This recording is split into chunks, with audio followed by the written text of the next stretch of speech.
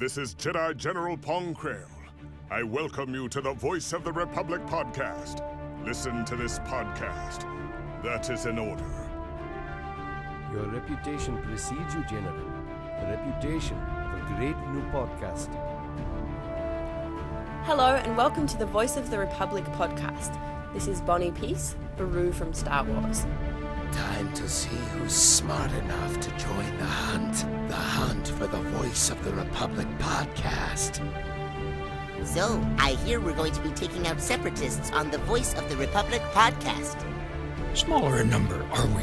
But larger in mind is the Voice of the Republic podcast. Of all the Jedi, why did I have to end up with the Voice of the Republic podcast? As the Republic juggernaut rolls across the disputed worlds, citizens all across the galaxy turn to the Voice of the Republic podcast for help.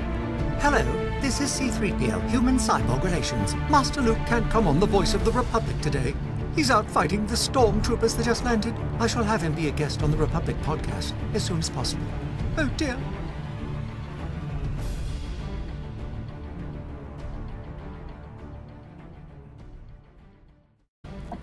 Hello everyone, you're listening to the Voice of the Republic podcast from across the galaxy. My name is Rory, and joining me is co-host Lizzie. The heating, hello. I have to confess, after over 50 episodes of writing the notes for the podcast, I almost wanted to say my name was Daniel for a moment. Thankfully, I resisted. At least you didn't say your name was Lizzie. That would have been much worse. There's only so far I will go. Yeah. So anyway, today we are joined by a very special guest, actress Nathalie Cox, who did the motion capture and voice of Juno Eclipse in the Star Wars The Force Unleashed video game. So how are you, Nathalie? I'm good, thanks. How are you? Well, thanks. It's great to have you join us today. Thanks very much for inviting me. It's a pleasure to be here. Definitely. We'll get right into the questions then. So my first question for you is, how did you first get involved with working on The Force Unleashed? It was a little bit of luck. It really was just an audition like any other acting audition that I went for. My agent called up and said, would I be interested in doing a computer game? And bear in mind that this was sort of 6 years ago. And sort of actors doing computer games was still a relatively newish thing, you know. And she was like, it could be fun. And I had a friend who'd done a computer game and she really enjoyed it.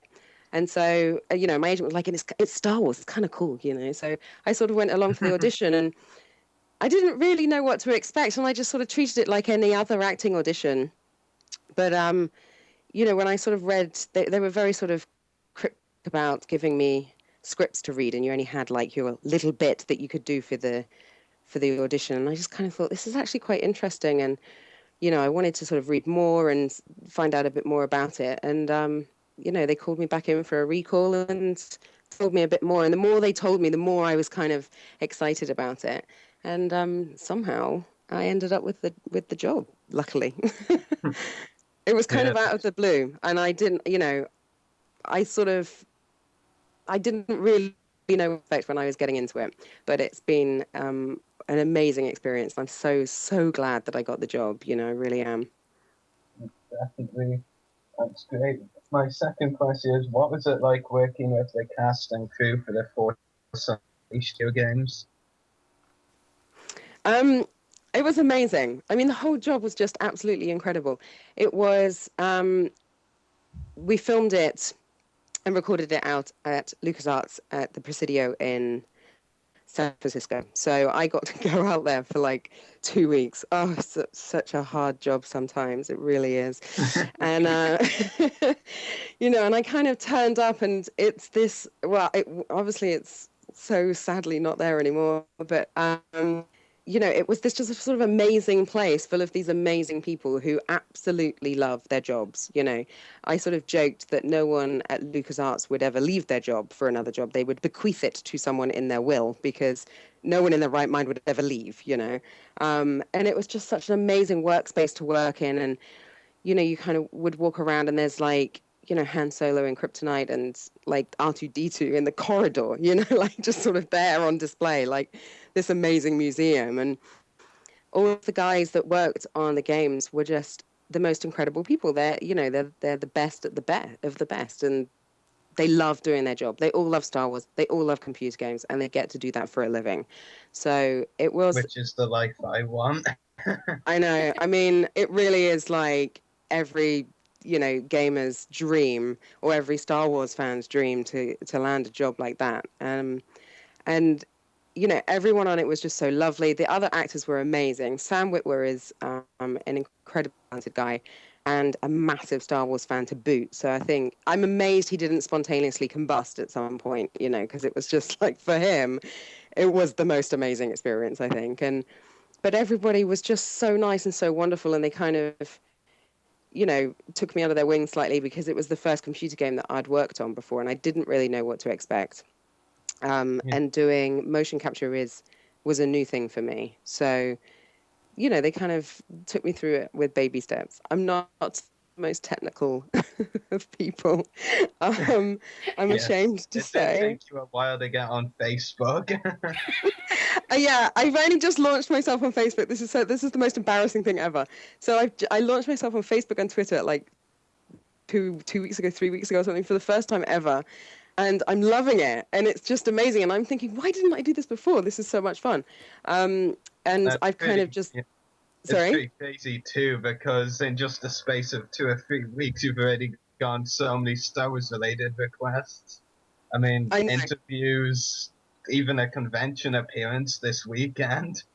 Yeah, I have. I'm doing DEF CON 2 down in Hampshire this weekend near Southampton. For anybody that's out there that would like to come, you can buy tickets on the door. I will be there on Sunday, but it's running tomorrow as well. They've got loads of great people going down there. Yeah, it's amazing. It's the Star Wars community out there is just absolutely incredible, and I feel like I've sort of cheated myself from not being involved, if you know what I mean. Because I did have such a great time doing both games. Were amazing experiences, and it kind of did lead me on to doing more computer games, and so it's something that I am interested in, and I do really enjoy it. I wouldn't say I'm the best gamer in the world. Some of my friends would say I'm probably one of the worst, but I enjoy the games at my own pace. Let's put it that way. That sounds about anyone, really. Yeah. I'm not fantastic at playing the games. I do enjoy them, and I enjoy playing them, but I'm a bit of a blonde, I think, when it comes to getting through them. I'm people that can sit there for like hours and hours and hours, and I get sort of really frustrated if I can't complete a level, and I'm sort of like, I give up, and just sort of walk away. I am not that kind of person. So I know there's quite a few people out there that can sit there for hours, but yeah, which is actually why the first game was so great, because it was such a intense game, and I think people did really enjoy just kind of sitting there and immersing themselves in it. I mean, did you like the first game? Oh yeah, I'm going to ask about this, but yeah, I've actually got 2 different versions of it, and I'm not even a big game. I have the Xbox 360 version and the PlayStation 2 version, because I'm also a bit of a to an extent, because I never got the PlayStation 3. I mean, my dad always had the Xbox 360, so I thought, what's the point getting a PS3? Yeah, so I had the PS2 version. Like, it had a similar story, especially near the end, but the Kashyyyk mission at the start was different. Graphics, of course, were a lot worse. Yeah, it did have a lot of similarities, though, but the Xbox 360 version was so much better, yeah. I actually still haven't gotten the second game yet, to be honest. I've read a lot about it. I've seen a lot of reviews, the good and the bad.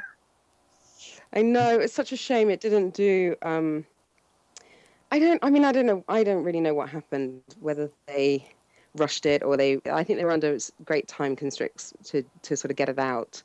And quite a few people were disappointed in it because it was a lot shorter than the first game, and obviously it left a major cliffhanger. Sorry? I think that's really what the major complaint was, that what just wasn't as long as the first one. Yeah. Yeah. And then obviously it left this sort of big cliffhanger at the end. And everyone's going, and now, yes. So people are kind of, this is the question that I get asked the most. Is there going to be a Force Unleashed 3? To which I can't answer. Not because I can't tell you, but because I don't know. Especially because of the recent developments, with LucasArts being shut down. Yeah. I like to call it the mouse invasion. Ugh, Disney. Yes, I know. I know. It was such a shock when that happened, because obviously I still keep in touch with a lot of the guys from LucasArts, and because we worked together so intensely for periods of time, and it was great. And they are such lovely, lovely people, and I made some really great friends. And when the whole Disney and LucasArts thing happened, I was shocked. I mean, it was like, but how? What? How could that? But how could they just make them disappear like that? It's just, why? Why would they want to do that? I mean, literally, I was gobsmacked. So, adding a bit of physical nausea, and you probably just captured the general sentiment of most people there. Yeah, pretty much. Literally, I think there was thousands of people just going, but hang on, what? There's no LucasArts? What? So I don't know what's going to happen. And, we're going to have to see how they do with Episode 7. And I remember when LucasArts was first cancelled, like, some people were like, well, if you think about it, there weren't that many great games released for a while after the Battlefront games. And I'm like, yeah, there were. There was The Force Unleashed. Yeah. The Force Unleashed was the highest selling game that year. Like, it sold the most. So how people can say that they didn't have any great games, I mean, I would argue that one, definitely. Exactly. Let's also not forget about Star Wars 1313. That was supposed to come out. Yeah. I mean, there was so much that was the whole, I think that's why it was so shocking, because there was all these things in the pipeline, and then all of a sudden, it's like, well, what's happening to the projects then? It's not like they hadn't put anything out for a while, and then they kind of said, you know what, we're going to close. And so everyone sort of went, okay. They were in the middle of stuff, and people were excited about things, and then all of a sudden it's just, but I remember, who are we to say what's happened? Yeah, I remember one major complaint was because of the cancellation of all the stuff this year, most people were like, that kind of makes Celebration 6 in Orlando last year kind of pointless, because they showed so much stuff for that convention, and pretty much none of it is going to happen now because of what Disney did. I know. I mean, I'm gradually getting a bit more happy with them. Like, I remember back several months ago, I was just really frustrated over multiple issues, but there are a few things I'm looking forward to, but yeah, I definitely would prefer it if they didn't cancel what they did cancel. Yeah.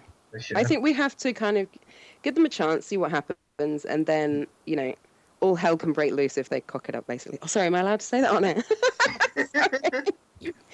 Sorry for all those under the age of 18 listening. I did not mean to say that. I apologise. My mum's probably listening. I'm really sorry, Mum. Moving on. I've said a few bad things myself, and my parents generally tend to listen to. So you're in decent company. Okay, thank you. I've gone bright red now. Anyway, yes, we will see what Disney does, and then, we'll take it from there, guys. Getting back to one thing you actually mentioned earlier about Sam Witt, where we actually interviewed him on the podcast back in January, and he's as big a Star Wars fan as you said. I remember it was a 40-minute interview. Before that, because of the busy schedule, myself and Sam agreed, yeah, let's do it 15 or 20 minutes, and I don't know where the 40 minutes came from. I mean, I know, it's literally, he is such a big star, but he's such a nice guy as well, and it was just amazing. We went to it must have been Celebration 4 in 2000, and and he was just, I mean, I was like a kid in a candy store, just thinking it was the most amazing thing ever, and running around playing with lightsabers and buying Yoda backpacks and really sad things like that, you know. But he was loving it as well, and it was so funny because we were walking around together, and people would come up to us and go, "Oh my God, you're the guys who are going to be in the game. Can we have your picture taken?" And I'd be like, "Oh my God, I love your outfit. Can I have my picture with you?"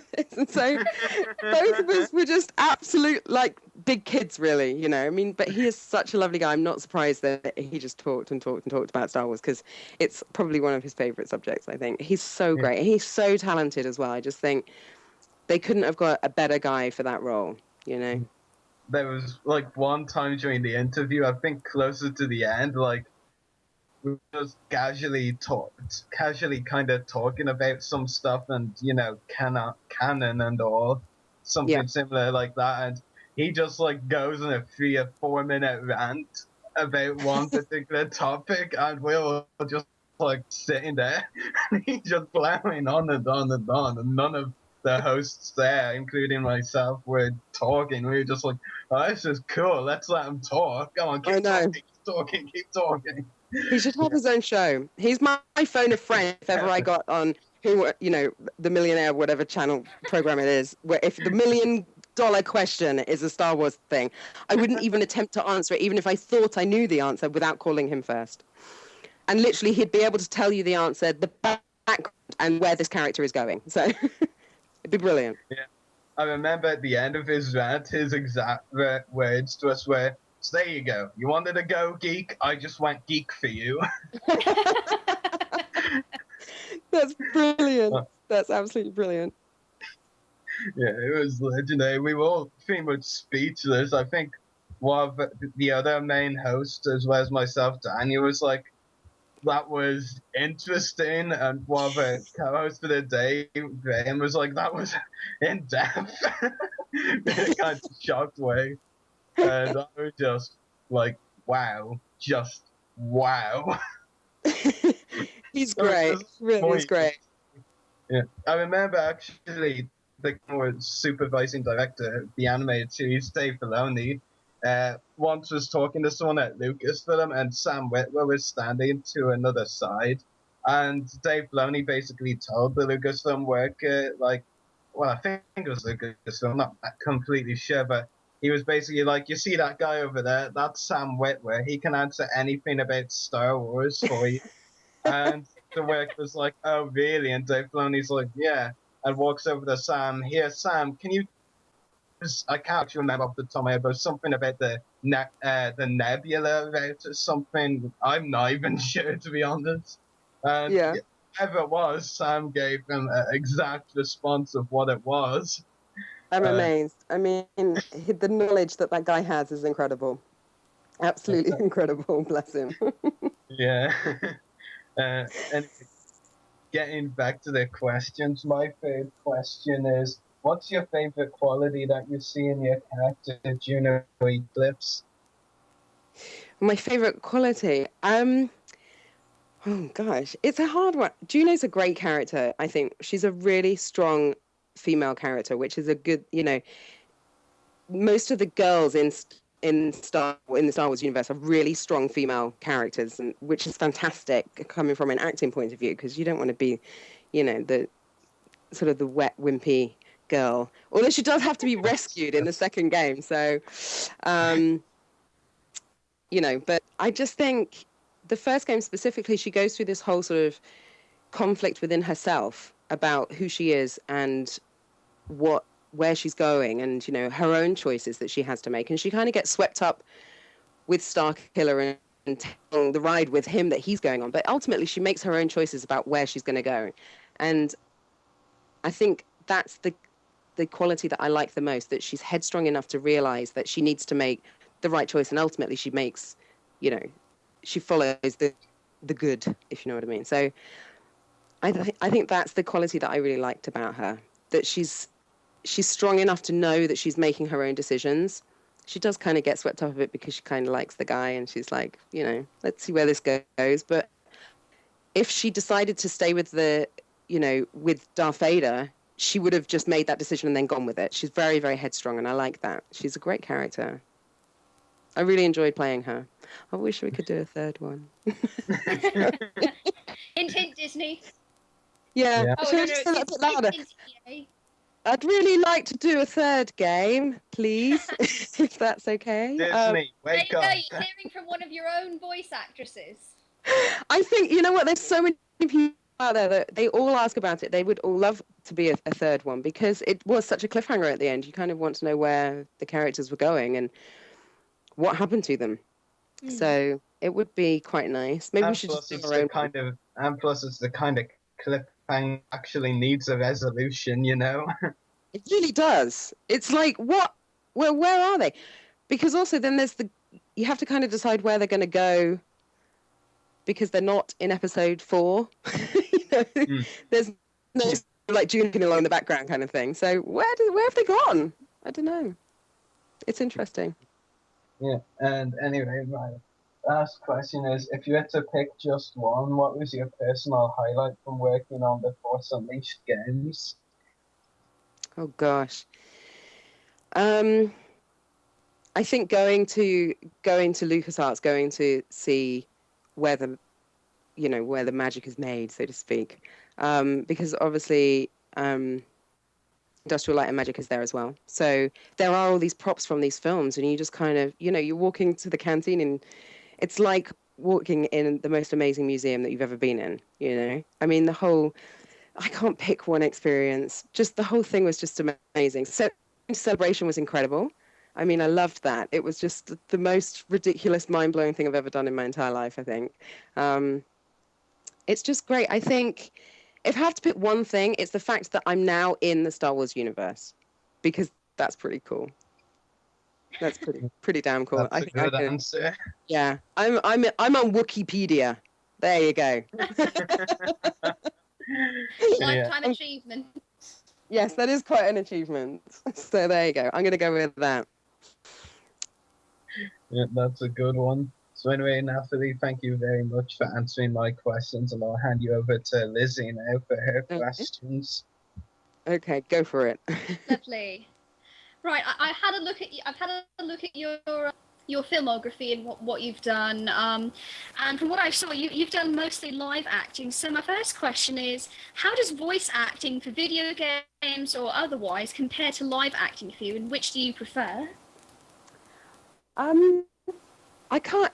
like them both. I've done quite a few games now, and I've done some games that are just voiceovers, where you just go into the studio and shout down the microphone, basically. The Force Unleashed was just facial motion capture. So they put all the little dots over your face, and you're in the studio with the other actors, which is great because you can still interact with somebody as opposed to just talking to a microphone. So it's very, very similar, actually, to live acting when you're on set. The difference is you're not on set and you're not in a costume and things like that. So I really enjoy them both. I mean, live acting it's fun. It's great to be on location, to have a set and stuff like that. But there is a lot of you have to sit around while everybody resets everything and gets the lighting right and stuff like that, So whereas making a computer game seems a lot more faster, because you're literally just doing scene after scene after scene. But in terms of process of character, especially for The Force Unleashed, it was exactly the same as if I was doing a movie. We had a big table read beforehand. We talked about character development, where the character background and stuff like that. So, they gave me this whole bump of where Juno's from, where she grew up, like how she trained as a pilot, all this stuff. And I'm just reading it going, this is so awesome. I can't believe I'm here. So that's what you do when you do, a TV series or a film as well. You do your own research and come up with where you think your character has come from. So they're very, very similar. So I can't really pick a favorite, I'm afraid. To me, that it's the same job. It's acting. It's all brilliant. Wonderful. No, that really does sound amazing, and especially since like you said, you because of it, you're now a part of the Star Wars universe, and that is something not too many can claim. Not too many can claim. So, yeah. Wonderful. My next question is, which of the two games did you prefer, The Force Unleashed 1 or 2, for voice acting work or otherwise? And have you played either of the games? I've played both. I have a PS3, so but like I said earlier, I'm kind of I'm not that good. But I do really enjoy playing games. In terms of which one did I enjoy the most, working on? I think the first one really, because it was brand new and it was exciting to have a character that you've never done before and you get to bring them to life and everything. And I had some pretty cool lines in the first one that were just absolutely awesome to sort of stand in the room going, I have a really bad feeling about this, which is like an iconic line. I also got to say, may the force be with you. And I got to say, prepare for light speed, which is one of my favorite lines in the whole thing. And it literally took me about 12 takes to get it because I kept laughing because I just was enjoying it so much. But I did enjoy making the second one. Juno's not as heavy influenced in the second one as in the first one. So I probably have to say I liked the first one better just because I'm in it more. and to play? Pure vanity. And to play, well, I'm not really very good on either. So it's a bit of an even playing field there. I don't know. I think both of them, I like to play either of them, I think, to me, really, because I'm not a huge gamer, so I'm not one of those people that goes, well, you've got more tricks in the first one, or you've got more sort of, I don't know, ways of using the force in the second one or something like that. I'm a very, very basic gamer, so for me, it's just fun to play them, Fair enough. So, no sitting for 19 hours solidly and playing, Skyrim or something like that? No, I'm afraid not. I don't know who's done that. Certainly not me. No. Oh, I wonder. I think there's probably quite a few people listening in going, what's wrong with that? I've done that. What's wrong? Yes, that's fine. I called in sick at work and I played. There's nothing wrong with it. It's just... It was summer vacation. Sorry, go on. Unfortunately, it was summer vacation, so I didn't do any time. Exactly. Yeah, people, if you're curious about that, ask me about it later. Right, my next question is, would you be interested in doing another Star Wars role, whether it's voice acting or live acting? And if so, what kind of role? Jedi, Sith, Imperial, Rebel, Smuggler? Something else? I'd love to do another role. I'd love to do Juno in a film. I think that would be awesome. Can we campaign for that? Can we do the live version of The Force Unleashed? That would be really disappointing if they did it and then they got somebody else to make her come to life, right? Sorry, we got Sienna Miller, I'm afraid, or something like that. I'd be like, oh, okay. I don't know why they would. I imagine that again, just from playing the game, it looks like she was based on your likeness. So it'd be, and she's got a voice, so... Yeah. It is facial motion capture, so it does look exactly like me. What was scary, actually, when I went for the audition, I didn't know, because it was my first computer game audition, I didn't really understand about concept art and all of that, kind of the behind-the-scenes stuff that they do. And when I actually got to fly out to LucasArts to film it and to record it, they showed me the concept art that they'd come up with for Juno. And scarily, she actually looks like me. So the concept art, before they'd even met me, looked a lot like me. So when I went in for the audition, they must have just been like, oh my God, she already looks like the concept art. Let's just get her, we don't have to do that. Just brilliant. So yeah, it would be great if they then said, oh, we're going to do the live version and you and Sam can come in and, get to mess around with some lightsabers. Yeah, and absolutely. It would be brilliant. If I got to play another character, I don't know. Maybe quite like a Han Solo kind of character would be quite cool. A little bit roguish, kind of walking a fine line between, good and evil. Well, not good and evil, but good and naughty. That would be quite fun. So like a smuggler kind of character? Yeah, I think that would be great because, it's kind of something that you could have a lot of fun with. I'd really like to have a blaster gun. Like, strapped to my side. I think that would be kind of awesome. I'd have a lightsaber, but I think I'm more of a shoot from the hip kind of girl. So, a blaster gun would be that would be me. What about a bounty hunter? They're sort of on that sort of, fine line between good and naughty, as you said, like a smuggler. Yeah. But like a character like that would be great, where it's kind of, you're sort of like, a gun for hire kind of thing. You'd go good or evil depending on who's paying the most. I think that's quite interesting because then. So go on. No, I was just gonna say like a Lady Boba Fett.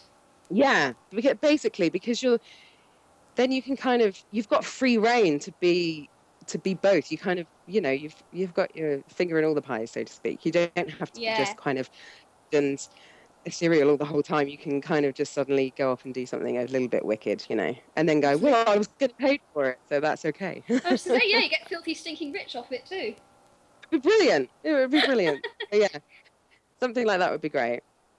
Wonderful. Yeah, I mean that would be fantastic to see you in an upcoming project. Be even more fantastic if, like you said, they did a live action of The Force Unleashed. And honestly, with the amount of stuff Disney is planning on putting out, I wouldn't put that above them. I'd love that. I am eagerly waiting for the phone to ring. Well, maybe someone out there, will hear this and take the hint, and who knows? You can but hope. Absolutely. Right, my final question is probably the question you were dreading. This is the one. Yes, I had a sneak preview Moment of this truth. one. Yes. What do you think of the Nemoidians? I'm going to say what I did mention earlier, which is when I read that question about 2 minutes before we went on air, I quickly had to grab my phone and Google them because I wasn't entirely sure whether you were asking me about a Japanese dish or a character in Star Wars. I was like, I don't know what this is. There's a lot of information on Wikipedia about them, and I didn't get to read it all. So I fully admit, I don't really know who they are, I'm afraid. They look very cool. From the pictures that I saw, they look very, very cool. Yeah, so I think I'm going to have to investigate a bit further. You've piqued my interest. They actually were in The Force Unleashed too. There was a whole level set on one of their worlds, Cato Nemoidia, and in a couple of the cuts, you do actually get to hear and see them speak. That I obviously haven't got to that level. That's really sad. Quite all right. But I will look out for them, definitely. Oh yeah, wonderful. No, I mean for someone who before today probably had never heard of them, that's a very, very encouraging answer, let me say, because we've spoken to other guests who have been involved with Star Wars as far back as the original trilogy, who had literally no idea what I was talking about. Oh, I feel a bit better now. Their exact words were usually, the what? That's what actually I said when I read it and went, hello, Google. Yeah, I feel a bit better now. I'm not the only one. I did think maybe that was showing my ignorance slightly. I think since I've been on the show, I only joined, I believe it was the end of August. Since I've been on the show, we've had one guest who actually, one guest. So I'm thinking of someone else. Sorry? Yeah. Wait, Sam must have known who they were, right? One guest. Well, we interviewed Sam back in May, so Lizzie had actually joined us by then. Ah, I see. Yeah. He'd definitely know who they are. He could tell you all of their names, their background history, and where they went to school. Yeah. Well, Lizzie, technically Christiansen counts because he knew of Silas Carson and Newt Gunray, so... And of course, Pablo Hidalgo, obviously. The Pablo was the only one who actually knew about them. The only reason I got confused there for a second is because I'm on another podcast. We interviewed Roni, and he knew, and he was actually able to give an incredibly eloquent answer about them. So, yeah. Oh, well, I need to brush up on my Star Wars knowledge, obviously. Just email Sam when asking for a phone call later. He can tell you everything. Exactly. That's what I need to do. Yeah. I have to admit, while I was off for a bit when Lizzie was asking a question, I went and got my Juno Eclipse figure from my display. Oh, yes. You have one of them. Yeah, I have There's one only a of them. few out there, I think. I've got one. Unfortunately, is it still in the box?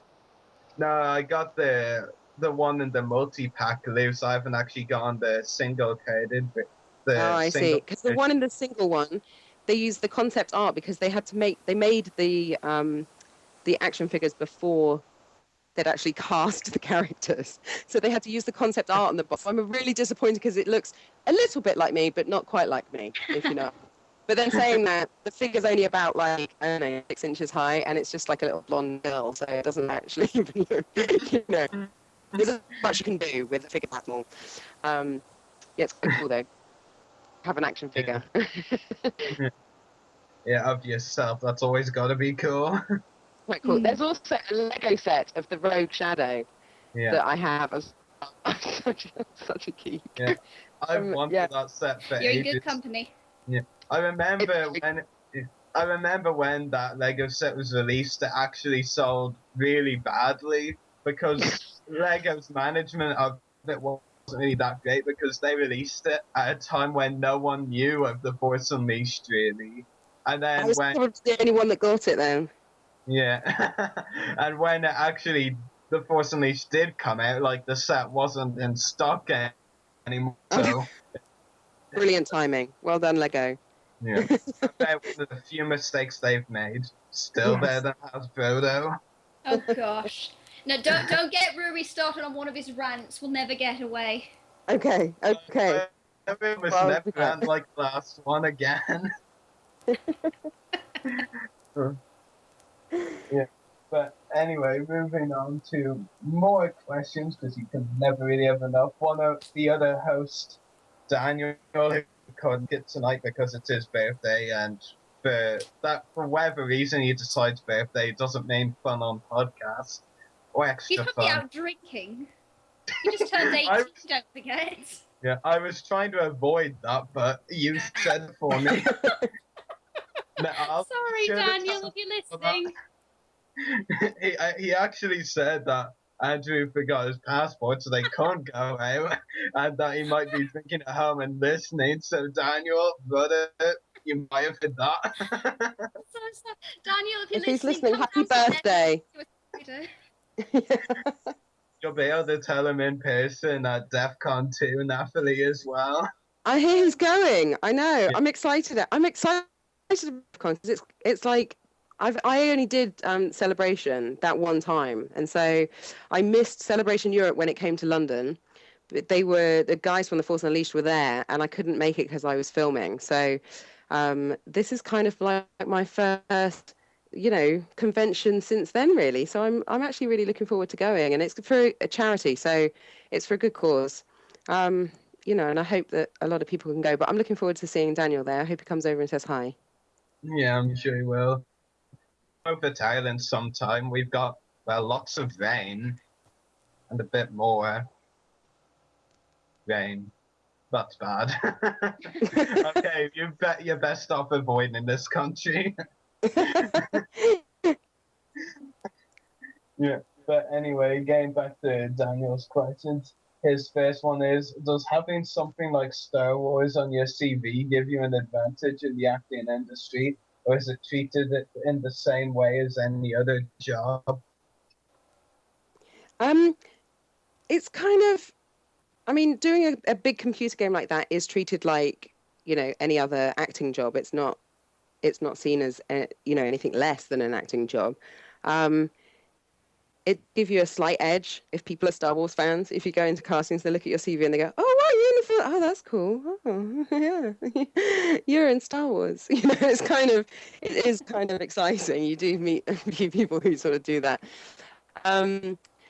But it does open some doors in the sense that I've done a lot of computer games since then, because you get to know people who in the industry, like the voice recording people and stuff like that, especially in England.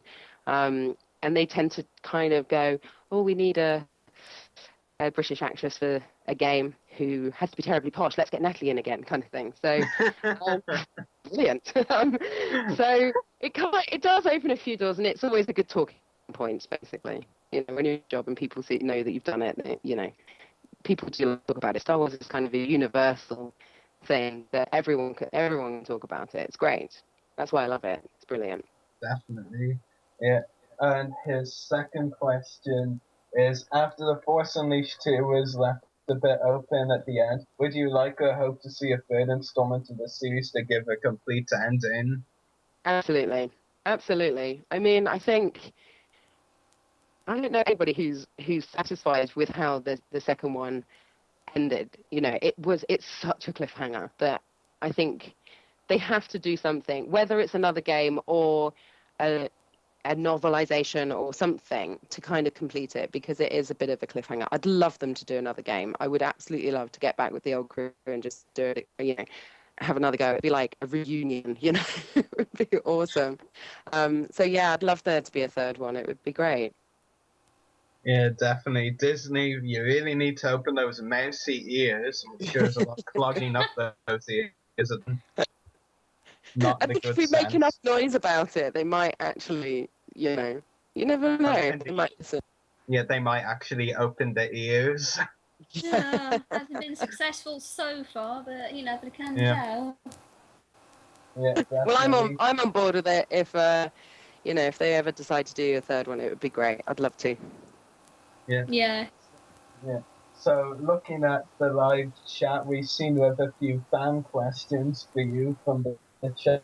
So, the first and second, technically. So, Alex Drevis, with his first one, asks, how is it like to voice a character that looks so similar to you in real life, especially with Sam Witwer looking pretty much exactly like Starkiller?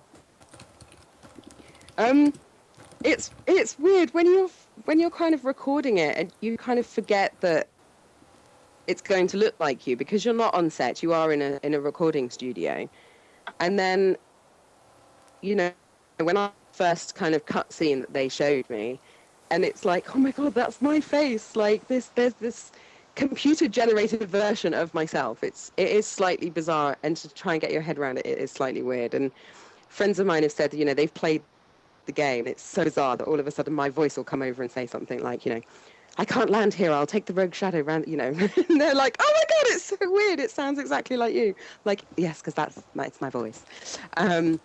So it was a bit weird the first time that I did it. Even now it's still a bit strange, you know, when I've done stuff like that, you know, again, it is strange because it's a computer generated version of yourself. It's not like when you film something and then you see it back on TV. Those things, I think most actors have a slight dislike of watching themselves on TV anyway, or watching themselves on the screen. And so, you know, watching a computer generated version of yourself as well is a little, you kind of go, oh, it's a little bit embarrassing. I could have done that better, kind of thing. But it's fun. It's fun. Definitely fun. That's great. And Alex's second question is a bit morbid, he says. I agree, personally. How did it feel like voice acting Juno almost dead? Well, surprisingly enough, for some bizarre reason, I seem to do a lot of dead bodies. And quite a lot of my career, I've been killed off quite a few times in things. I sort of joke that I obviously do a convincing dead body, basically. So, you know, it was just another day at the office, really, when Juno sort of almost died. It is a bit weird because you kind of have to put yourself in that position. You have to think as an actor what's going on at that precise time. So it's a little bit morbid, but yeah, it's a job, and I have had to do dying scenes before and things like that. So it's never something that you're completely comfortable with, I don't think. But it's a challenge, which is exciting from an acting point of view. And another question in the chat from one of our followers is from Jess, who asks, how did you manage to get into voice acting? Well, like I said earlier, I just treated it like it was an audition for an acting role. I didn't know when I first went in for it that it was going to be motion capture. And that's what kind of got me excited, because obviously it's your likeness as well. And I just thought this is going to be so amazing. And the technology that they were using was so advanced at the time that I just thought it was going to be great. And when you kind of get into that, you know, into doing games and voiceovers, you there's a whole other industry out there that need actors. So, The Force Unleashed really sort of paved the way for me to start doing voice work and stuff. And it's really exciting. I really enjoy it. It's different to live acting, but you approach it the same way as any other acting job. Yeah, that's great. And another question is from follower Peter Miller, who asks, how long did it take to record the voice for Juno? The first game we did, I think I was out in San Francisco for almost 2 weeks, but we did character development and script development and storyboardy things and beforehand. So it's quite a few solid days' work of recording because it was quite a big script. The second game was a lot shorter because they already had the motion capture of my face. They already had that in the computer, if you know what I mean. So they didn't have to do all of the dots and the filming of, they still filmed us while we were recording the voices so that the guys doing the programming could get your gestures. So, and sort of see what kind of quirks you do if you turn your head a certain way when you say something, which is weird because actually when I watch the cutscenes, I sort of go, oh, that's what I do. It's like a little quirk that I have that Juno's got now, So it probably was about a week for the second one and maybe a week and a half maybe 2 weeks for the first one. I don't know. It was such a long time trying to think back. You do a few long days, because you do take after take, and you have a director who tells great director Dara, who really, worked with us to get the best performances out of us. So, it's a good experience, but it is hard work. Does that answer the question?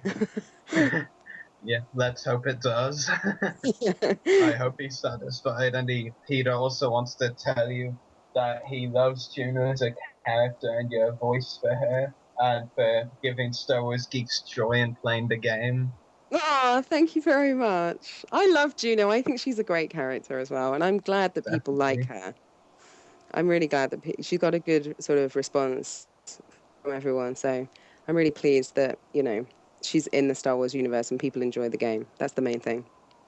Yeah, definitely. And I believe we have someone wanting to call in, Lizzie. Yep, just letting him know he can call in whenever he wants now. Let's hope that doesn't mean 2 hours or something from now. Hopefully not. Yeah, I've just been chatting with him. He contacted me earlier in the week wanting to know if we'd be taking in calls and what time to do so. So, just waiting for that. Also, shout out to him. He's been on a 10-hour bus drive going home. So, seriously, the Force was definitely with him, being able to endure that. Long bus journeys. Is he calling? Good gravy. Is he calling from the bus, or is he home by now? He might be. I assume he's home by now. I remember he's on the mega bus from Leeds. Yeah, the last school trip I was on was the worst. We had to go on the bus at like 7:30 or 8:30 a.m., something like that, to go up to the other side of the country, because for those of you who know Ireland very well, there are two parts, the Republic and the North. So we had to go from the Republic, where I am, all the way to the North, which is like a 3-hour bus journey. And we spent most of it in the day anyway. We didn't even really visit a lot of stuff. Then we had to go on the same journey back. I remember it was like 9 p.m. when I got back, and Daniel was panicking because I'm almost always online in the afternoon to talk to him. And Daniel was like, I'm sending out the clones to find Rory Williamson. That was the kind of thing I got to when I got home. I was just like, okay. I mean, am I not allowed to stay out longer than usual? No, obviously not. Yeah, evidently. He needs his daily talk about this podcast. We need an area code. Ask him if plus to try cutting. What? The UK area code is plus. We are using a UK number, aren't we? No, US. Because Chris is the producer and he's in the US. Well, all of a sudden, the poor guy calling in is going, this is going to be very expensive. No, it's actually completely free, and I tried it. No, I didn't ambush the podcast. Just to make sure it worked. Poor guy, bless him. Is it working? Yeah, never trust me with that number again. Oh. It turns out I forgot a segment of it. Hang on. Well done, Ruby. Hang on. Oh gosh. Don't blame me. That's what a Star Wars. Hang on. Got to think Hang on. They gave you the wrong number. Blame Ruri, not me. Hold on. Don't me. Oh yeah, the webcam's not on. You can't. Please bear with us while we have a technical moment in the studio, ladies and gentlemen. Okay. Hold on. I'm just amazed it's not caused by me actually going, I don't know how to work my iPad.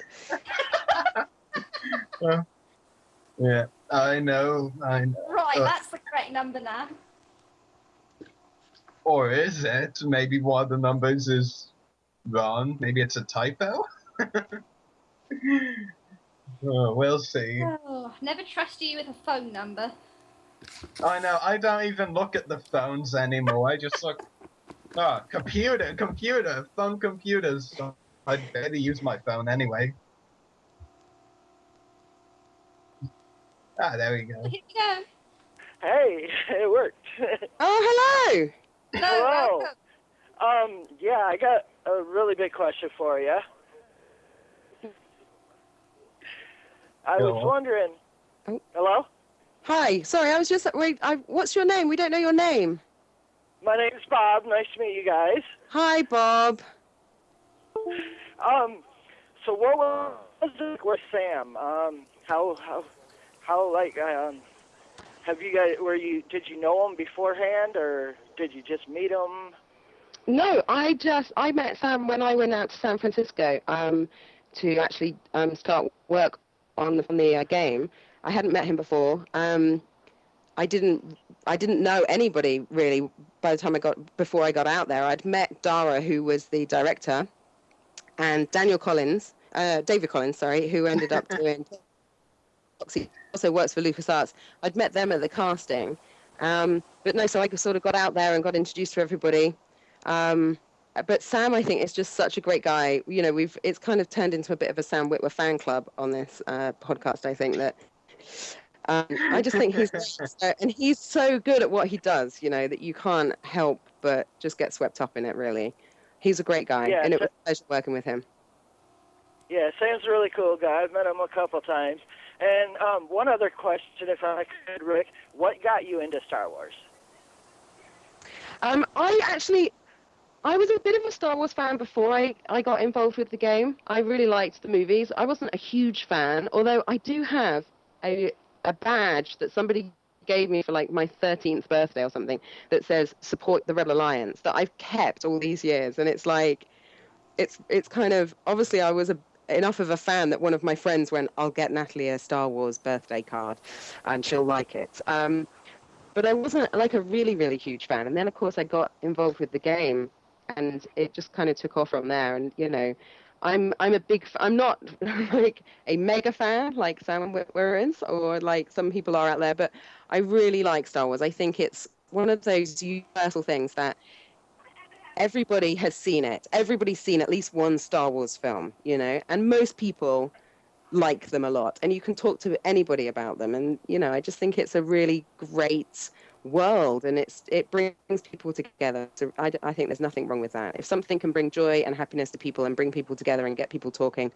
what's wrong with that? You know, it's great. Yeah, it's a really good community.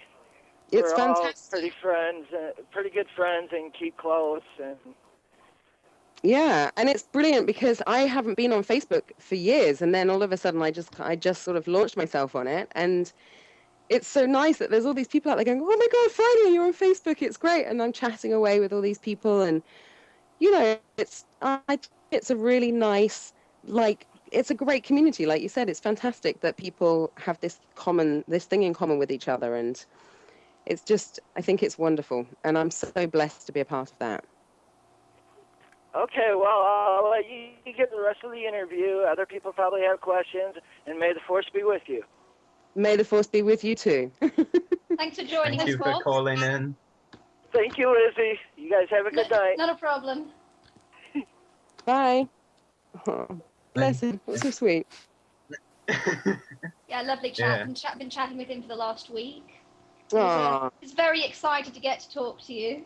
Oh, bless him. Well, it was so nice. You know, this is what I mean about the Star Wars thing. Everybody is so nice. You know, it's lovely. And I do feel really blessed that I'm part of the Star Wars universe and part of this community of people that really enjoy Star Wars and love talking about it.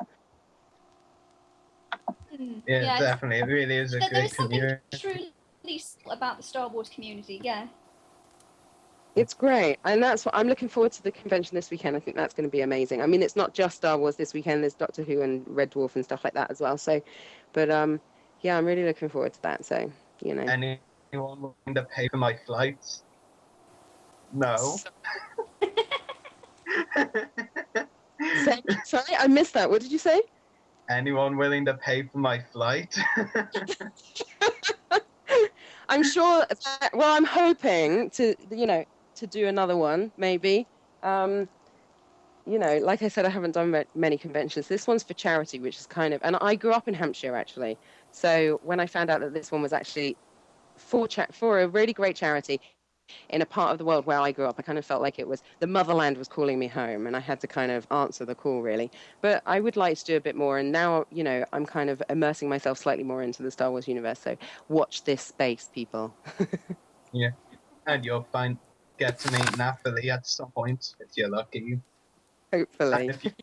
And if you can get flights, I mean, there's only so many times you can fly in 1 year. But, yeah. We do have a couple of last-minute questions. Some chat as well. Alex Grievous is back with a couple. And his first of this batch is, any plans for Celebration 7 in Anaheim, California? Do you know, I would love to go. I would absolutely love to go. When is it? Is it next year? 2015. No, 2015, April 16th through 19th, I think. I need to check my diary. I mean, I might be busy, but that far in advance. Let me see. I would love to go. I'd love to go to another celebration. I wanted to go to Germany this year, but I was working, so I couldn't go. I was literally so close to going. And then I got a filming job. That unfortunately, nature of the beast, that work comes up last minute and it changes plans and you have to cancel things. So, yeah, I mean, I'd love to go to Celebration. I think it would be amazing. I had such a great time in LA that I just think it would be fantastic to go back again.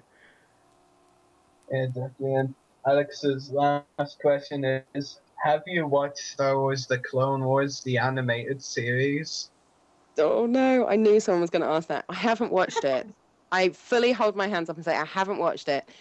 I'm one of those people that if I don't watch a TV series from the beginning, then I wait until it's kind of done, and then I buy the box set and binge on it for 3 weeks or. Oh, you can watch it now. It's done. I know. So it's on my list of things that I've really got to watch. But I'm really terrible at catching up on things because work is so sporadic, and you kind of go away for a couple of weeks and then you come back and your Skybox is kind of full of stuff that you've recorded. So. No, I admit I haven't seen the Clone Wars. It's on my list of things to do, definitely. Maybe this It's a brilliant watch. I mean, a lot of people tend to write it off because it's animated. It's sort of geared towards children. I mean, it was on Cartoon Network. They write it off as another children's program, but it is really so much more than that. I mean, there were definitely episodes that I think were actually darker than some of the films.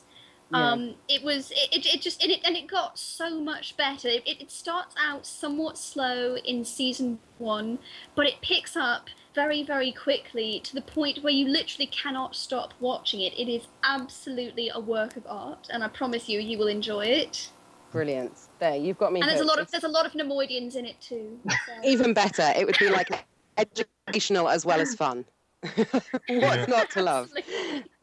If I'm being honest as well, if it wasn't for the Clone Wars, which got me back into Star Wars hugely, really. I mean, I was a huge fan before, but once Revenge of the Sith was over, I kind of felt a bit out of it because I thought that was it for Star Wars. Clone Wars comes, and suddenly I'm a huge fan, and I probably wouldn't be here today, sitting at my computer, casually talking to people if it wasn't the Clone Wars, because it really got me back into it. I'm definitely going. I think I'm going to put it on my Christmas list this year. See if Father Christmas gets it for me, and then Well, then just don't call me for like a week because I'll just be watching it back to back. Well, the first, the box set of all 5 of the seasons is coming out before Christmas, so put that on the list. Brilliant. Mum, if you're listening, I'd quite like that for Christmas, if that's okay, please. No, I definitely do want to watch it. I'm gonna get around to it at some point, and I will watch it, and I will let you know. But I think it's something that I would probably really enjoy, so I'm looking forward to it. Community idea. Let's all pool our money together and buy Nathalie a box set of Can someone get a Facebook page up and running for that? My mum's probably listening right now and going, "No, she's just said she wants it. I'm getting it for her." No, I will watch it. I will let you know. But yeah, I am looking forward to it. It does sound like it's really interesting. So Sam Witwer actually is in it as well. He voices. Yeah, he plays Darth Maul, right? Yeah, and a character called the Son, who was original to the show. Like, he was in 3 episodes. Season 3, yeah. Yeah, so, yeah, he did a really good job. I'd say he was one of the best in the entire series, or became it later on anyway. Then again, the whole cast self-improves again and again. I mean, not just the episodes, but the cast as well. Just improve their performances, episode in and out as the seasons go on. It's on the list, definitely. You've convinced me. It should be at the top, really, hypothetically. It is now. Only because Williamson demanded it. I've just had this come in on Facebook. Bob, who you just talked to, he's wanted to talk to you for a very long time, so he's very, very happy right now. Oh, bless. Absolutely over the moon. So brilliant. It was a pleasure to talk to him. It's always nice, you know. He sounds like a lovely guy. He obviously knows Star Wars. He knows what he likes. Yeah. What's not to like, you know? Star Wars. What's not to like about Star Wars? It's great. Absolutely, yeah. Yeah. Definitely. So anyway, Nathalie, thank you very much for joining us on the podcast. It's been a pleasure talking to you. Thank you very much for having me. It's been great. I've really enjoyed it. And I can go away now and say that I've learned something today about Clone Wars and these wonderful little characters that now I can't remember the names of. The Nemilians. Sorry. I will get better. Is there going to be a quiz later? Taking notes. They can be. It's been great talking to you. It's been absolutely fantastic talking to you. Thank you so much for letting me come by and have a chat with you. Thank you so much for giving us for being so willing to answer our questions. It's been lovely talking to you too. It's been great. I'm going to go because I've got an early start in the morning, so I'm going to leave you guys to it. But thank you ever so much again for having me. Talk to you soon. Bye. Okay, take care. Bye-bye. So that was another really fun interview, I'd say. Absolutely. Great fun. Why, but when I said fun, it just came out much louder than I intended. It's like, fun. Yeah, I don't really get that. Yeah. In fact, actually, before we move on to discussion topics, I want to give our listeners a little behind-the-scenes information about last week. I'm not sure how many of you listeners know. In fact, I think I only told Daniel, the other main host. Actually, you might have been there when I told him, Lizzie, was that part of my microphone, because it's the earmuff kind, like one of them slipped off, and the earmuff is so small, and my ear, it's not really that huge, but well, it's too big for the earmuff apparently. So, for both of the interviews podcasts I did last Saturday, they kept slipping down constantly, and I was listening to those interviews, and it just sounds like I'm banging my microphone because I'm just trying to shift it into place all the time, and you just hear crackling. And I actually in a last desperate attempt to make it somewhat respectful, actually stuck a whole bunch of sellotape over it to stick it in place. Oh gosh! I read on the internet somewhere. I think it was on Tumblr. There was a message that said, "You don't know true struggle until you have a pair of headphones where only one side works if you hold it in a certain position," or something to that effect. But that there is a very, very heavy amount of truth in that, and I think we can all relate. Yeah. I mean, there was once upon a time where I would literally go through about 3 or 4 pairs of headphones a year. Yeah, I think I've already gone through at least 3 this year. Gosh. Yeah, I remember I was about to do one episode of my other podcast, and suddenly my other headset won't work. The good ones with the earmuffs that would actually fit completely over my ears and was so snug and lovely.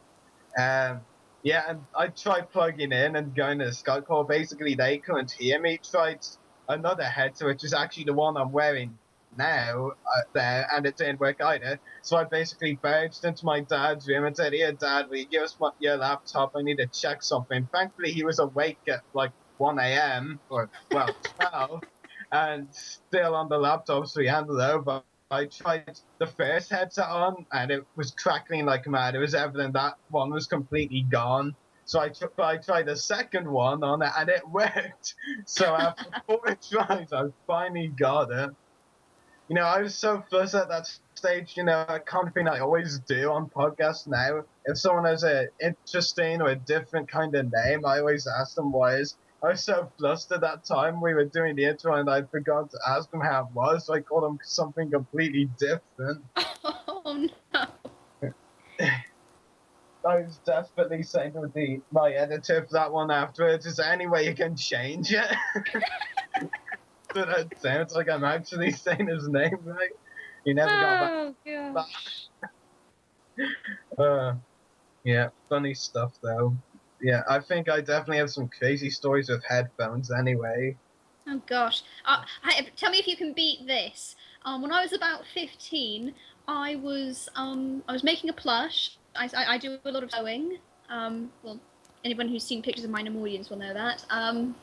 I do a lot of sewing. I was listening to some music at the time. They were literally brand new headphones. Like, I had literally just gotten them that week. I was cutting some material and not paying attention. Don't tell me you cut the headset. I cut right through the cord. I was literally just sitting there holding the two halves of my brand new headphones, just looking at it thinking, are you bloody kidding me? Really? To be honest, I don't think anyone could top that, because that's the ultimate insanity moment. I just couldn't believe it. Like I said, they were less than a week old. It's like, Mum, we need to go to Walmart again. Oh, wow. Yeah, I know. I thought I was bad with headsets. Unfortunately, I've never done that again, knock wood. Not least because I sort of have a policy keeping all my headphones at least 5 feet away from all my scissors. So I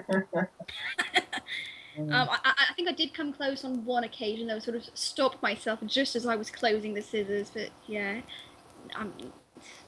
nothing can top that, I bet. Wow. Yeah, that is very interesting, and no, I cannot top that, because I can't really say I'd ever consider doing that. Oh gosh, that was an epic fail moment to end all epic moments. Yeah, I can definitely agree with that one. Yeah.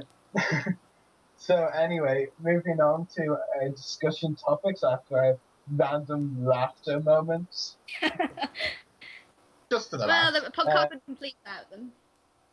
Yeah, I can definitely agree with that. So anyway, first of all, we're going to be discussing Star Wars Rebels news / rumors. And this week just yesterday, I believe, I really need to get my days right, but I believe it was yesterday that we heard that they were from the official Star Wars Facebook page, so it's definitely legit, that there will be a 15-second Star Wars Rebels teaser released this Monday during the premiere of one of their new shows, Mighty Med or Meld or something. I don't know. I don't really care about the show. I just want the teaser. But yeah, it has been confirmed that it won't be any actual animated footage, but there will be new materials, which I believe will probably be some more concept art anyway. I'd say that's probably likely. I mean, maybe the logo, the start and the ads, and concept art there as well. It's always good. Knowing Disney, it may just be a very, very slowly fading in logo of Star Wars Rebels to some music. That would be. I can so see them trolling us like that. Well, to be fair, as been said by Lucasfilm, that there will be some new material, so I doubt Disney's trolling is that bad. A new logo, maybe? Yeah, I don't think that's possible. I don't know. I mean, a part of me, and again, this is sort of the evil, I hate Disney part of me, again, just wants to think that it's going to be, they're going to build up all this hype over, you know, the tiniest piece of new material. It might just be like the tiny glimpse of a planet or a ship's engine, or like I said, even just a new logo slowly fading in. And if you said it's premiering just before one of their new shows, well, they know everyone's going to want to watch that little 15-second clip. So for all we know, it's just there to generate more viewing for their new show. Exactly. I mean, it'd be hilarious if the viewing is like in the millions and really half the people didn't even tune in for this show, you know? Yeah. So I mean, I personally will. I don't know if I can actually make this statement fairly, because well, first of all, I only have Freeview, so I don't even get Disney. Second of all, I wouldn't watch it even if I had it. But third of all, I mean, I wouldn't watch it also because, frankly, I don't really want to buy into that, because a 15-second teaser, like you said, right before one of their new shows, again, it sounds an awful lot like they're using Star Wars to get views for their new shows, and I really don't want to give them that satisfaction. Well, Lord knows it'll be on YouTube within the hour, half hour, 15 minutes even. Yeah, and that has actually been stated by Lucasfilm Wicked. They'll be tweeting what is shown in the teaser anyway. So I mean, just go on to Twitter or something, or well, it'll end up on Facebook anyway. Really, it'll end up everywhere. So I guess I really much need to tune into Disney XD. All you're getting out into Disney XD is, oh look, I gotta see it first. Nah. What does that really care for? It doesn't matter if you see it first. There's going to be a bunch of people who do that. Mostly 15-year-old boys. Probably some girls out there too. But... Oh, so 17. So 17 is a lot more mature. No, not really. There'll probably be some 35-year-olds there too. Probably, more fairness. I mean, there's not only that. I mean, I hate to sound like a wet rag here, but the overall thought of Star Wars being on Disney Channel, it's just like, no. Do not want. Does not belong. Well, I'm willing to give it a chance. I mean, Cartoon Network, it does have to be said, while they were good with... Oh, Cartoon Network's atrocious. I mean, they're not much better. They're not Disney. Yeah. I mean, I'd say at the start, when Cartoon Network first started, I mean, they claimed it was good. They were like 30-second promos for the weeks to promote the next episodes. Then by the time of seasons 4 and 5, it was just like, well, you basically have to have the internet to know what's coming. I mean, I remember explicitly, and you can definitely quote me on this, throughout season 4, definitely, there were only 2 of those 30-second promos to promote new episodes, and those were for Deception and Bounty, and none of the other episodes got those 30-second promos, so how would just regular kids watching the Cartoon Network know of these upcoming episodes? And for season 5, I'm not even entirely sure if they did any of those promos. And for seasons 1 to 3, they did them for effing new episodes. Yeah. And not to mention all the censoring. Oh gosh. Yeah. Well, for the censoring on Cartoon Network, what do you think Disney's gonna do? I mean, this is Disney. Yeah, same Cartoon Network can be edgy. Cartoon Network has Adult Swim, don't forget, in the US. Yeah. But this is Disney. This is family-friendly Central. So... We'll just have to wait and see, I guess. Yeah. But yeah, if they censor it really badly, it will be like a really bad show. I remember because of course I was at the Celebration of 2 screening of the Darth Maul arc as if it was one whole movie piece, and they actually did show through it the actual 5 beheading. I still don't know the proper word for it, of the Black Sun leaders, and it just makes you think, yeah, they really said Cartoon Network really shouldn't have said so. I mean, it was pretty dark. Don't get me wrong, but I didn't really think it was that dark. I mean, I thought Cartoon Network had left uncensored a lot worse. With Tamsin's floating skull. I mean, come on, no one saw that coming. That was pretty gruesome. Yeah. Yeah. On that tangent, why did they hate the Separatists? Sorry, go on. Yeah, I will agree with you on that thing before we move on slightly, though, is the fact that, they had all these great Separatist villains. Why kill them all in the arc that they just appeared in? Okay, now we can move on. Clones and just too many and not interesting. Separatists! Sorry, go on. Okay, we can move on now. Yeah, but anyway, I'm hoping... Sorry to any clone fans out there. Yeah, you've got one right here. I'm sure you're like the clone I'm working on for my 3D animation. He's cool. He really is. I'm not saying anymore. Okay, move on. Rebels I'm hoping for some more Rebels content. I mean, I hate to sound like a robot or a lead balloon or even a Cyberman from Doctor Who because they repeat themselves in a cool way, though. But I mean, they also look a bit like Nemoidians, the new ones. Just throwing it out there. Yeah. Okay. Yeah. Again, what disappointed me at Celebration of 2 was really the lack of character content. We got the Stormtroopers. Okay, great. We kind of got to look at them through Dave Filoni's post on about Darren Marshall, where it kind of got a glimpse of the helmet anyway.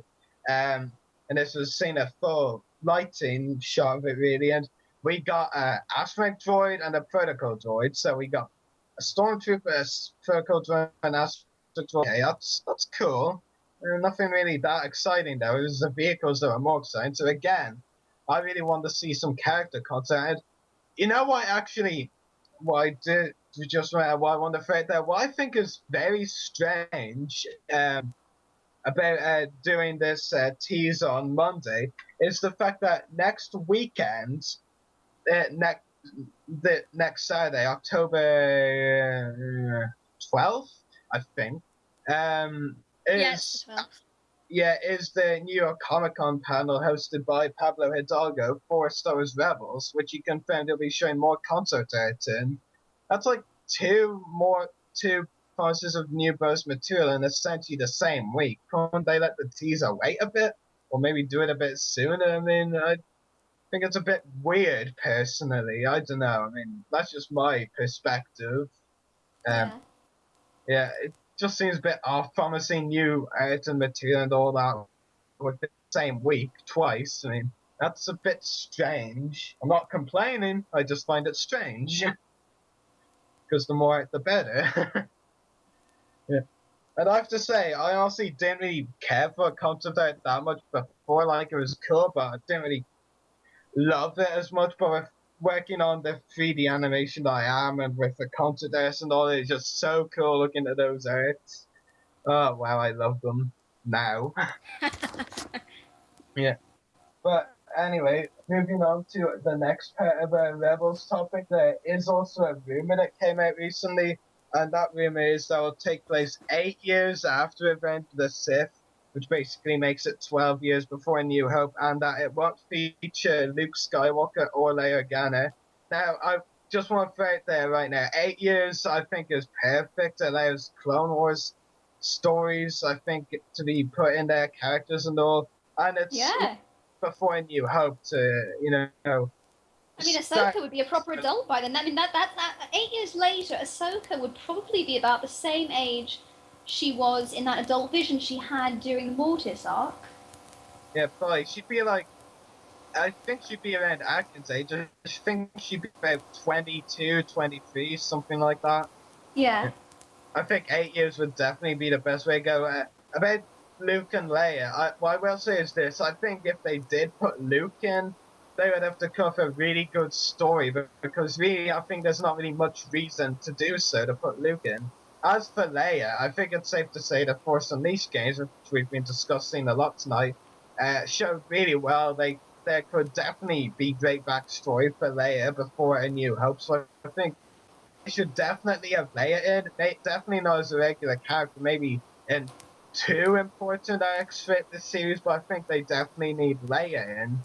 Luke, definitely not, but Leia, I think, should appear, definitely. What do you think? Yeah, I think.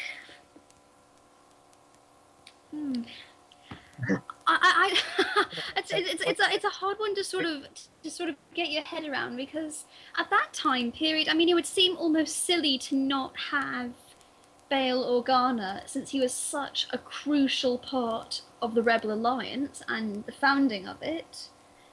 But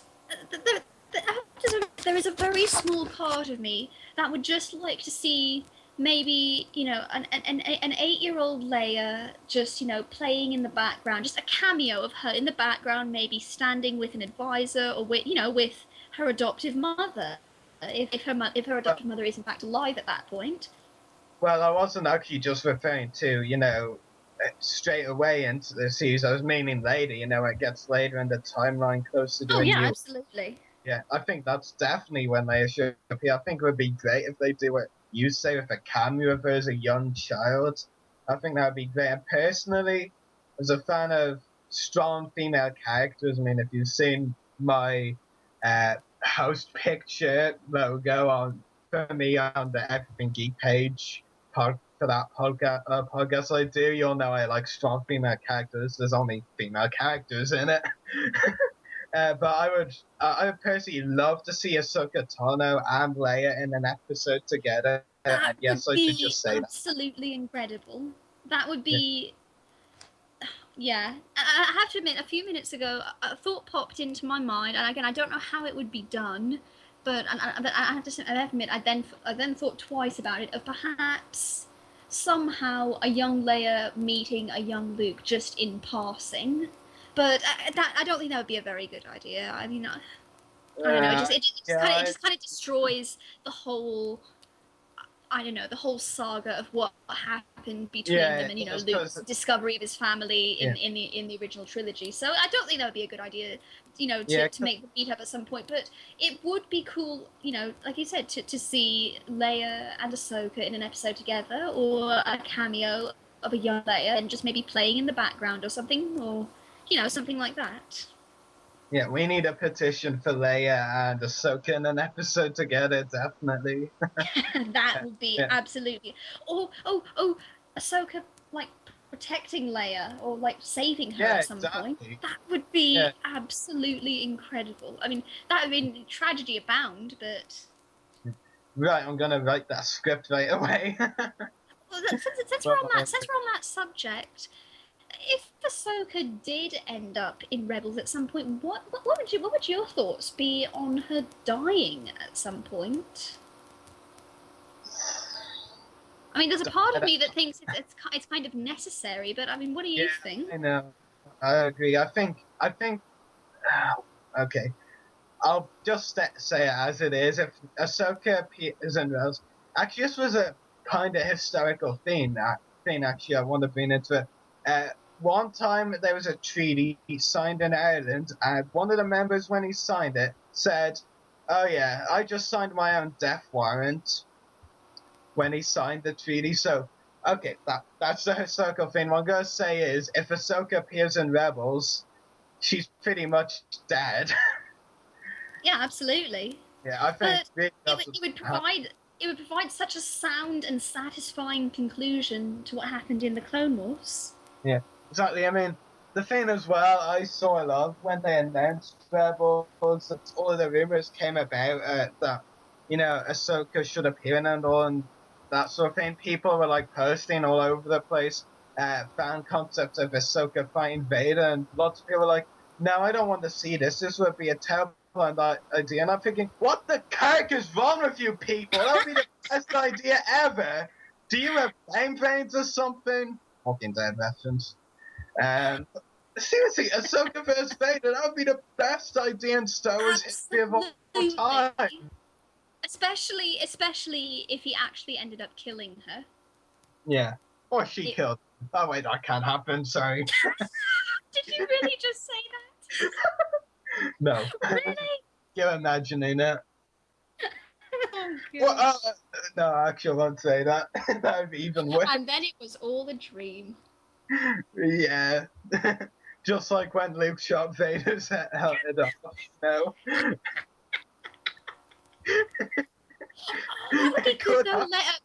If Ahsoka went to Dagobah at some point and went into that tunnel of darkness, you know, like with Luke. Yeah, you know, like not with Luke, but like what with Luke when Luke, you know, did that in episode 5. You know what I'm talking about? Yeah, I know. I think some people in the chat, when I was saying what the heck is wrong with you people, they were all like saying, "Oh no, Roy's rant is coming." Do you want to oblige them?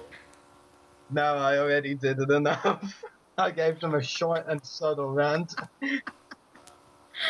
Fair enough. Yeah. I think they got the gist of it anyway. Anyone who thinks Ahsoka vs. Vader is a bad idea, well, they shouldn't be a writer. And if they do become a writer, I feel bad for their agents or employees or employers. Yeah, what am I saying? Okay, I feel bad for anyone associated with them. There, I said it.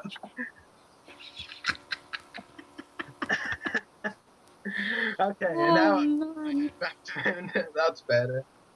Yeah.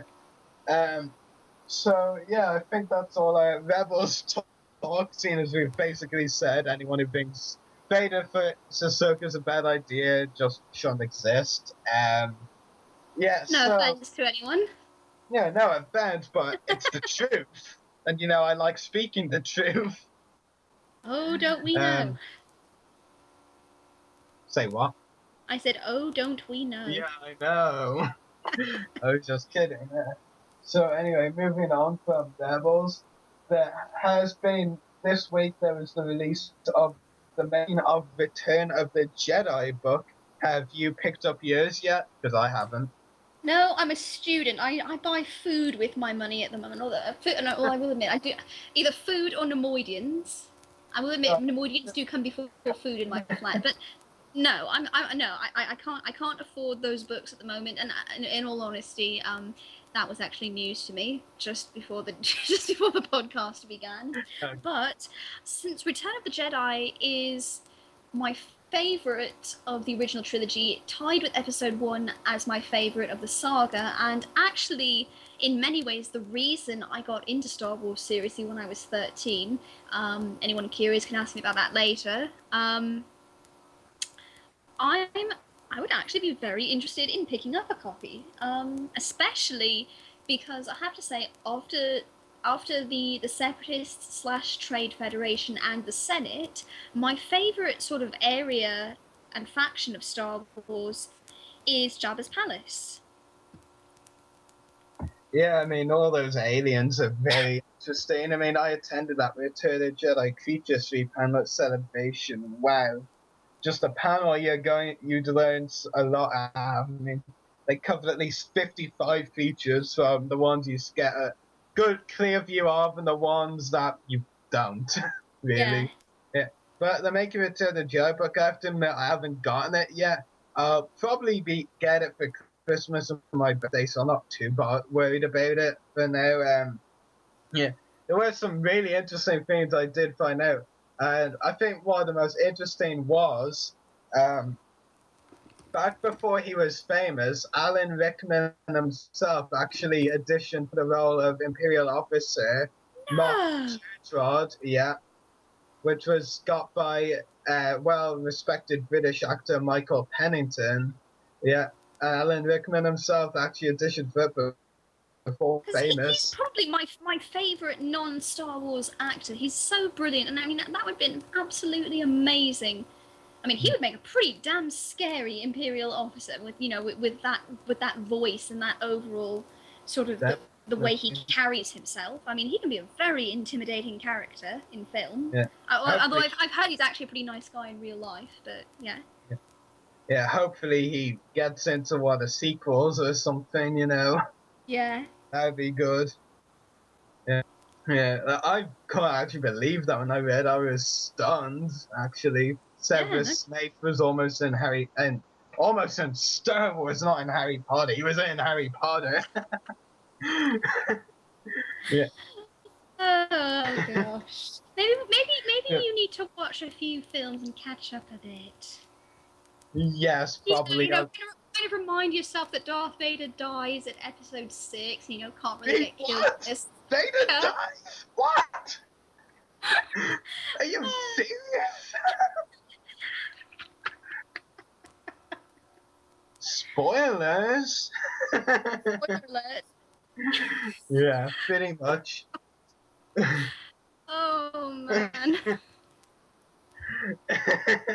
But yeah, I just thought that was very interesting. Actually, I'll look for it now. Yeah, there was one that director Richard Merkin and writer Lawrence Kasdan designed the most of the plan to be Han Solo from Jabba the Hutt. I'm actually reading through them now. Okay, that one's a bit disturbing. I won't read that one. Oh yeah, Mark Hamill wanted a girlfriend for Luke. Nice. For what? Yeah, he wanted a girlfriend for Luke in the movie. Oh, you're gonna kill me. I thought he said Newt. Like Newt Gunn. It's like, no, please no. That'll destroy my whole theory about him and Rune Hako. Am I allowed to say that on the podcast? Oh, I did anyway. I think people know enough anyway. Yeah. Okay, fan speculation was just as intense and absurd then as it is now. Oh, thanks for coming. Thank Richard Meckman for everybody's favorite rebel military leader, aka it's a trap. Salacious Crumb was everyone's favorite part of the movie. You live in a different world to me. Here's the one. Gandhi, aka Ben Kingsley edition for Palpatine and Snape edition for Jar Jar. Yeah. Good gravy.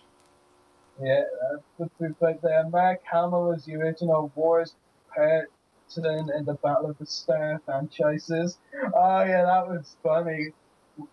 Here, I'll read the quote here. When Hamill heard the ILM was working on Star Trek 2, he protested to Lucas, "You traitors, George, how could you do that?" To which Lucas replied, "It's a business, kid." Alright. Oh, There's a couple of others I won't read. Actually, I read them might as well. See, as it's last two. Principal photography on Jedi got off to an inauspicious start, like shooting the sandstorm scenes and all that. And one example is R2D2 veers off course and careens into a rock. I bet Kenny Baker put the full force of that. See what I did there? Nice. I'll place for that pun. This is a bad pun too. By Madine's beard, the rebel general's facial hair was dictated by a Kenner action figure. And yet, in Return of the Jedi, actor Dermot Crowley, who played the rebel leader General Madine, didn't actually have a beard, but the Kenner figure that had already been done with a beard, so they had to make Dermot wear a wig in terms of facial hair. So oh they my gosh, are you serious?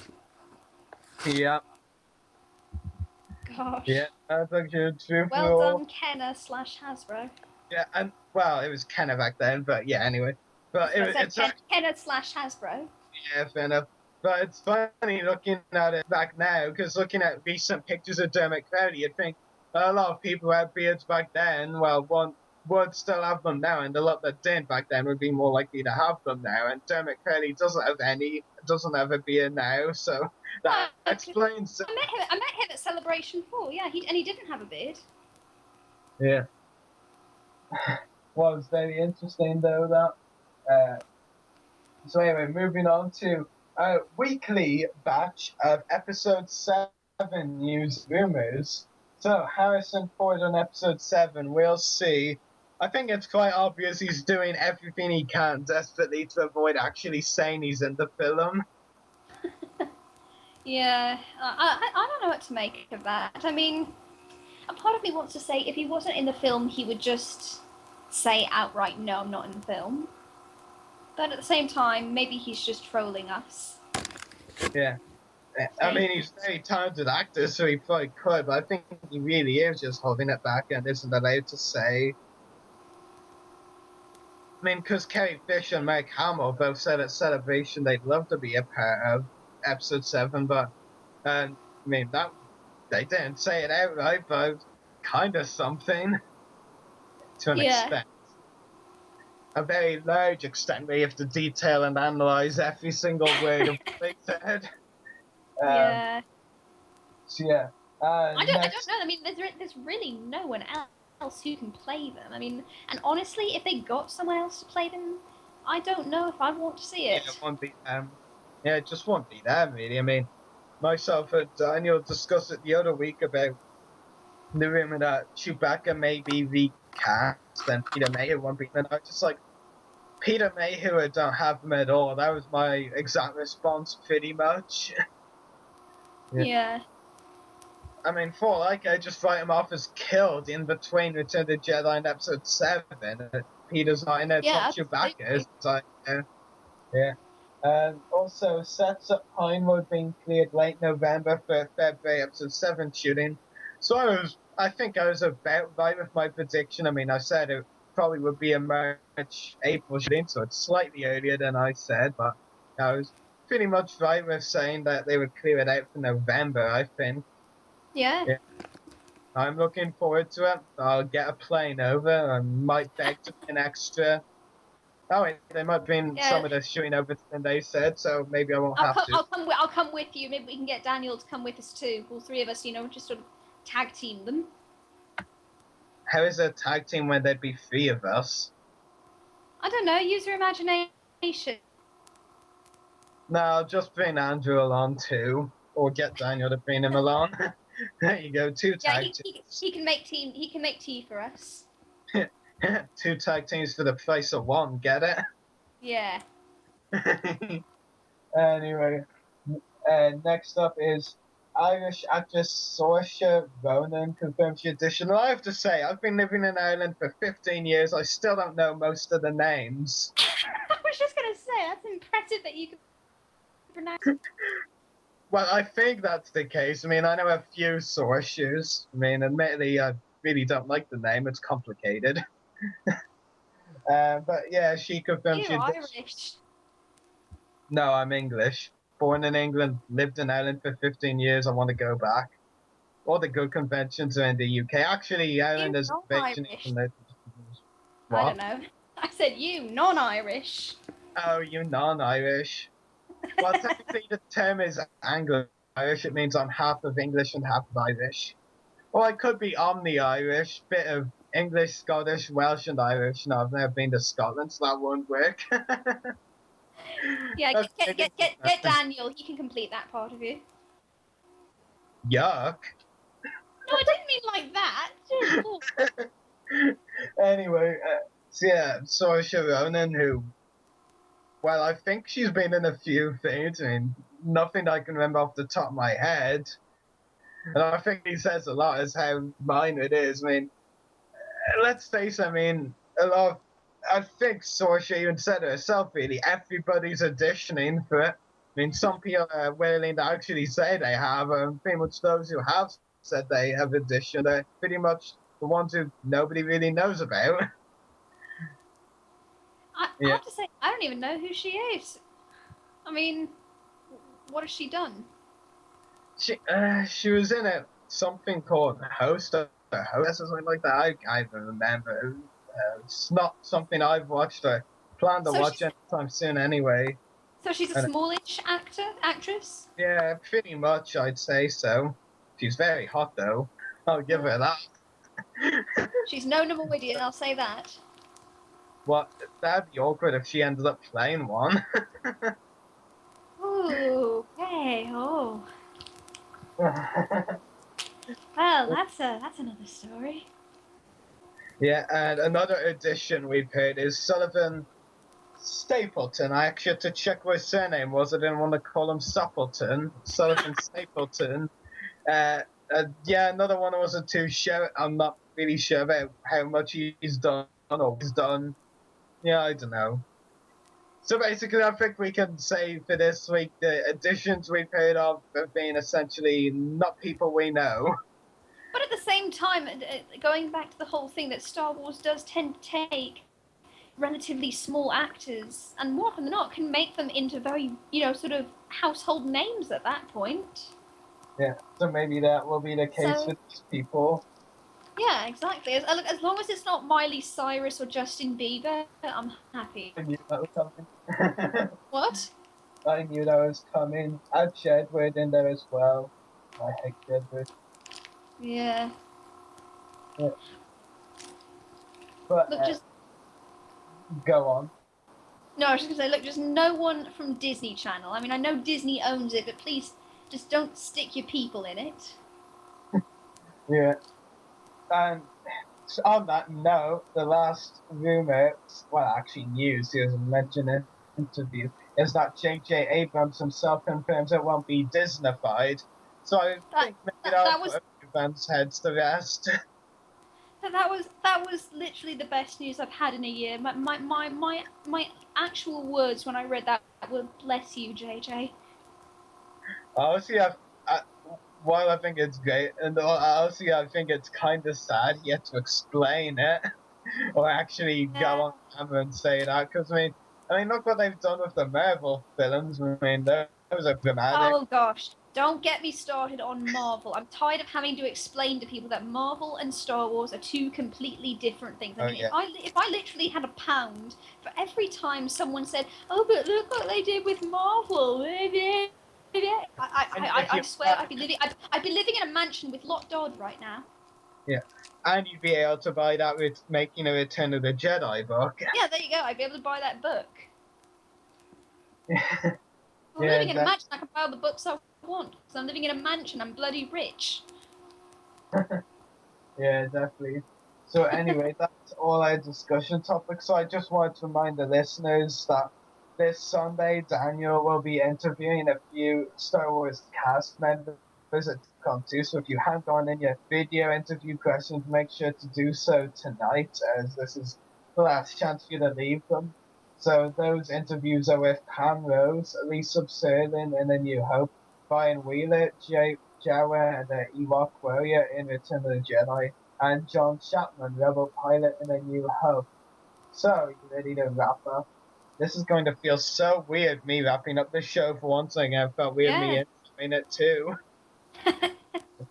But I survived. Let's see if you can get my website's name correctly. I'm not looking forward to that. It's like the part you guys dread most every show.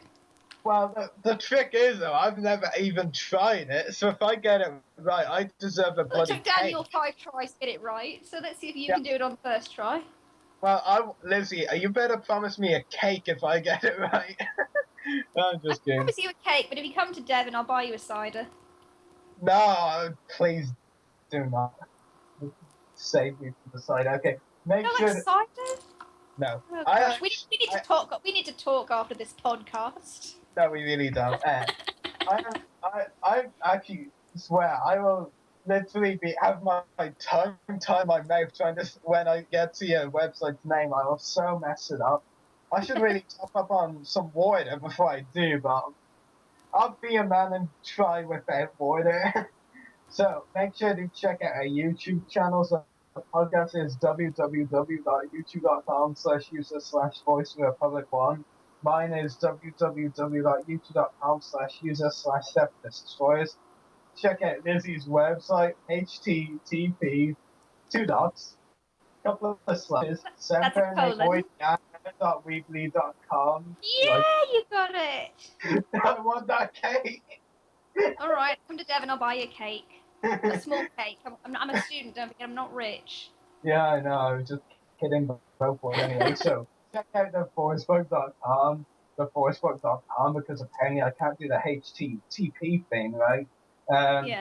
Check out Nathalie Cox's credits on IMDb, www.imdb.com/name/nm1812523. Check out our Fans of the Comics Weekly podcast. Okay, just search them on Facebook search bar, but if you really want to find them, www.facebook.com/pages/Clone Wars Weekly. Check out channel 113 on Facebook where we broadcast live from www.facebook.com/channel 113. Also check out our sponsors, Hunter Toys, www.facebook.com/pages/Hunter Toys. So, from me, Rory, Lizzie, and Nathalie, may the force be with you always.